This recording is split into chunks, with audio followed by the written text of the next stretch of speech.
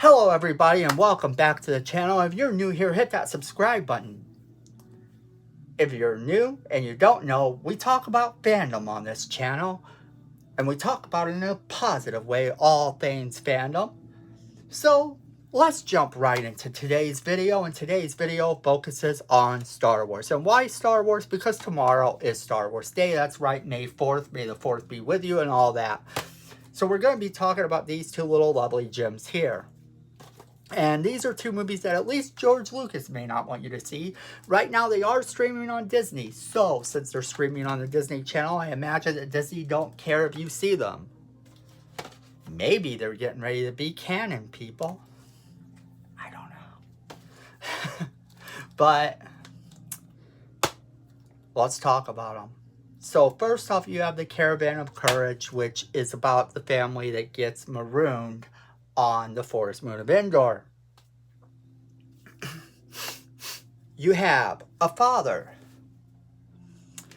a mother, a son, and a 4-year-old daughter. And the 4-year-old daughter is kind of the star of the movie. And why not? She's absolutely adorable. Every time you see her, you just go, oh, you know, your heart just melts. So, let's break it down. The movie is called The Caravan of Courage. However, when it aired on ABC originally, this was not the title. The title was simply The Ewok Adventure. Now, that being said, before it aired on ABC, it actually, in fact, had another title. It was originally going to be called the Ewok Holiday Special. That's right, the Ewok Holiday Special. We all know how the holiday specials in Star Wars turn out. But, hey, guilty pleasures, man. I personally love the holiday special, and I kind of like this movie too. I never saw anything wrong with this movie at all. Like I said, the family dynamic, it works. This little kid is adorable. You want nothing bad to happen to her. And of course, you know, Star Wars. So, so the movie takes place in between Empire Strikes Back and Return of the Jedi. That's really the only canon that works here. However, people's complaint about this movie is that the Ewoks are speaking English. So if the Ewoks are speaking English in this movie and it takes place before Empire, then why can't Wicket talk to Princess Leia? Well, there's been some theories on this that have floated around for years, and one of the theories that's floated around has been that, in fact, the Townie family is not from Earth. Now, an early script or scene or something that didn't get put out or aired or whatever, I don't know all the details, but there was apparently some scene where they were in a 50s style diner that hinted that they were, in fact, on Earth, and before they got stranded on the Ewok planet. Now that was something that George Lucas didn't like, so that got taken out. And I'm kind of glad, because when you're looking at it this way, the other theory works. The other theory kind of states that, hey, the Townie family wasn't from Earth. So if the Townie family wasn't from Earth, then they're not speaking Basic. So therefore, whatever language she's teaching Wicket is not something that Princess Leia understands. So even if he's talking to Leia in this other language, Leia wouldn't understand it at all. So Wicket may be confused by this whole thing, but Princess Leia, on the other hand, just thinks that he's not speaking Basic, which he isn't. So that's why that works. The other thing about this movie,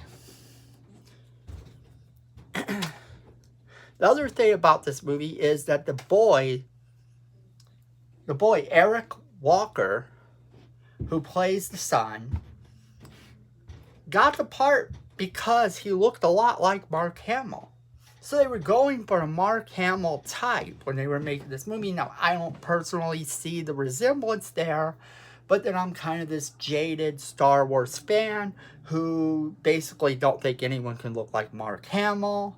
I mean, that's why I was happy with The Mandalorian and what they did there. It looked like Mark Hamill, and that made me happy.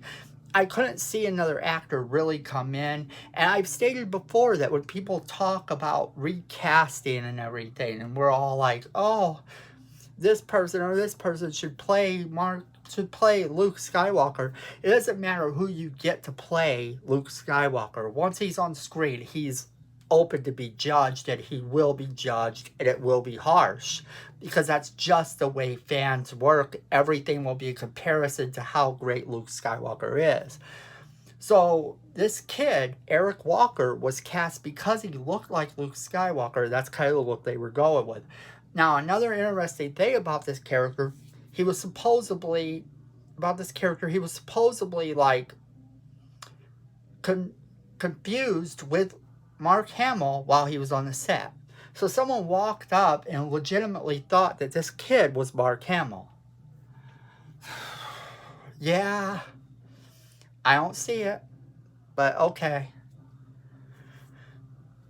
Now, yet another interesting fact about this boy. 2 facts, in fact. Number 1, he thought he was auditioning for an after-school special. That's right. So he just thought he was auditioning for an after-school special.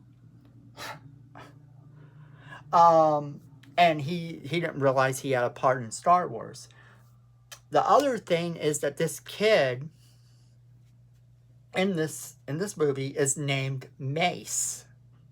That's right, Mace Townie. So before Mace Windu, at least in the real world, before Mace Windu, there was Mace Townie.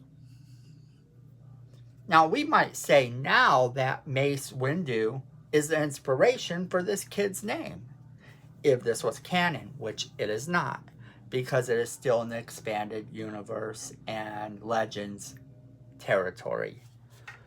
Now, I do want to note that there's a couple other things of interest when you're dealing with this movie. The father was originally possibly to be played by Robert Englund. That's right, Robert Englund was a potential option to play the father in this movie. And Drew Barrymore of E.T. fame was actually supposedly, and this one's only a rumor, however, the other one, Robert Englund actually told Starlog magazine that he was up for this part. But the other one is purely rumored, and it's one of those things where Drew Barrymore might be too young to remember if she auditioned for this or if she was up for it or not. But apparently Drew Barrymore was up for the part of Sindel Townie, the young daughter. Now, the film actually had a theatrical release in a few overseas areas. So like in Germany, the Netherlands and such, and England, they had a theatrical release. Now, the film also inspired the cartoon, so there's that. It also gives you a better look at the Endorian chicken. So if you were actually wanting to see what the Endorian chicken really looks like up close, and I'm not going to tell you it's something great and spectacular that you need to see to, like, it's not your end-all be-all of existence, but if you are curious what types of chickens exist on Endor, you get an up-close view of a chicken on Endor. Now, the movie took 9 weeks to film. Only 9 weeks. 9 weeks from start to finish. This is with reshoots, production, post-production, all that, only 9 weeks, which is probably really unheard of.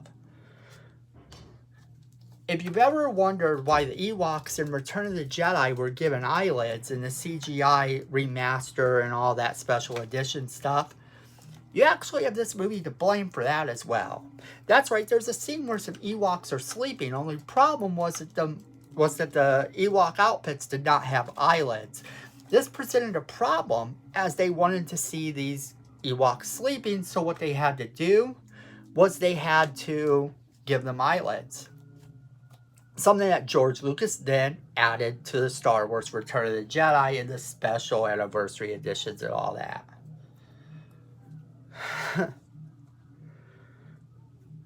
So that's all sorts of crazy. And then this film was actually shot. This film was actually shot on location right near the Skywalker Ranch. So when you're looking at the Skywalker Ranch, imagine, that they're filming just a little ways out of the way of that. It's right near there. So this whole movie, 9 weeks of shooting right near where George Lucas lives. He was on set. It was a good day for him probably to go out and be able to see the shooting that close to his house.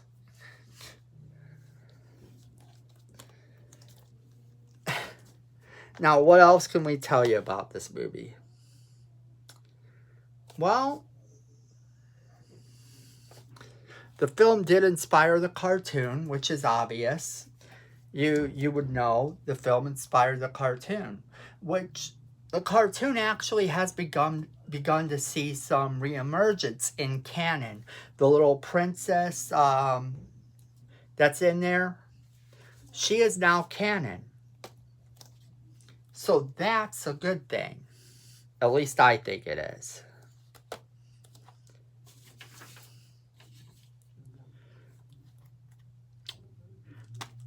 Now, it is rumored that there was going to be a third Ewok movie. And this was actually said by Warwick Davis after he was doing an interview, apparently, after the second one, saying that there was going to be a third, or during this one. But there, in fact, wasn't. And instead, we got the Battle of Endor.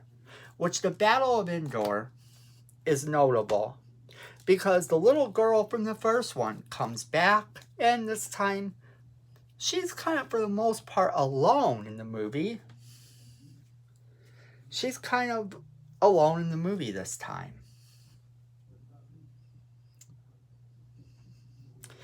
And I won't give too much away, but through a series of events, she's kind of orphaned now, and she meets this friendly older gentleman who kind of ends up adopting her.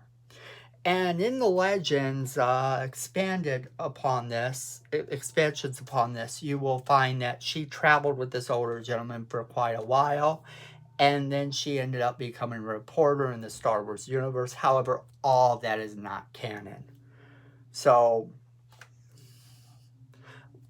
that being said, let's get into some things that you may not know about the Battle of Endor. So let's talk about some of the stuff to do with the Battle of Endor. That's right. What can we tell you about the Battle of Endor? Well, the little girl is orphaned, as I said. And that presents some really odd things because the son returns. Eric Walker actually returns as Mace Towney, and he's on screen for all of 33 seconds. 33 seconds.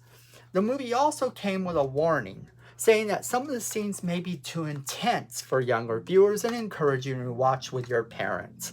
Now, I've never thought about a Star Wars movie having a warning. But this one apparently did. And it also is notable that this movie is the first introduction of the Nightsisters. That's right, the Nightsisters were in this movie. And the main Nightsister is a one called Charo. I may be really mispronouncing that. But anyway, she plays the Nightsister that's sort of the big bad in the movie. And she's played by actress Cyan Phillips. And Cyan Phillips played Reverend Mother Callis Helen Herbert in Dune the previous year, which is notable because Dune is one of the inspirations for Star Wars. It's one of the few things that supposedly inspired Star Wars. So you get an actress who played in a movie about something that inspired it and then turned around and played in a movie based on that project that it was inspired by. So, there you go. Now, the old man that the little girl meets who helps her escape, because you know that she eventually has to get off Endor, right? Well, the old man is played by Wilford Brimley. And Wilford Brimley supposedly did not get along with directors Jim and Ken Wheat. So much so that his scenes had to be filmed and directed by Joe Johnson, the production designer for the project. Imagine that, being so distraught and so against the directors that the production designer has to direct those. Now, in an interview a few years ago when he had died, the girl that plays Sindel Towney actually was asked about it, and she said she doesn't really remember. Well, she was asked about him, and she said she really doesn't remember him a whole lot, but guesses that he was kind and everything like that. So I don't know how much she remembers of him, but apparently they got along. Now, the Marauders in the movie actually have a pack of animals that should be very noticeable to fans. They are Blurgs. And Blurgs can be seen in the Clone Wars later on and in Chapter 1 of The Mandalorian. So yeah, you have that. Chapter 1 of The Mandalorian had the characters that were actually introduced in the Ewok adventure movie.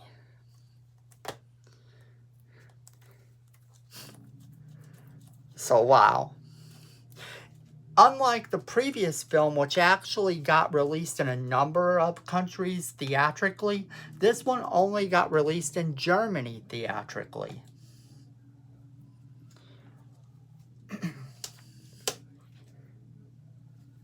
And another interesting thing about this movie is that the character of Noah in the movie, who was named after a Bible character apparently, actually foreshadows another one of the movies that Jim and Ken Wheat did.